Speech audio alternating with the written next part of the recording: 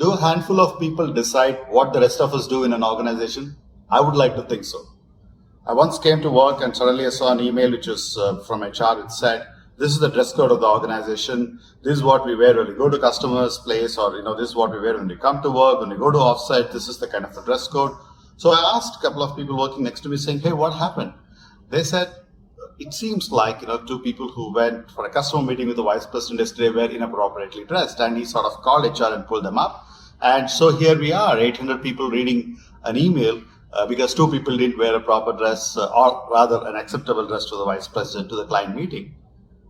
Many often in organizations, these minor exceptions actually cause for rules to be formed or rules to be told to everybody, isn't it? I'm sure all of you can recount how many times this must have happened purely, because of transgressions. It could be financial violations, or it could just be, a handful of people coming late to organization. Then you get a memo to everyone saying, look, all of us should be on time for these meetings, things like that. In fact, once 3 of them got tipsy, in the sense they had a drink and came to work post lunch, and we got to know that there was an email, there were some notices around which said this is the norm of working in our organization and things like that. So almost 2,000 people were working in the organization that time, and we were asking each other, hey, who got tipsy?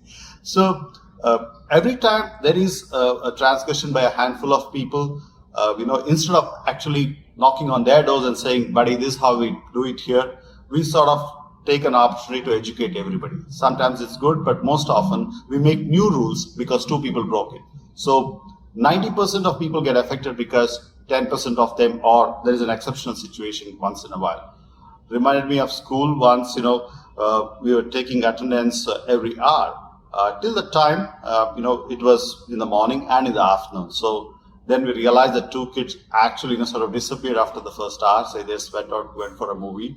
And all we know is every hour there is attendance from there on. It was a waste of time, but that's because 2 of them disappeared.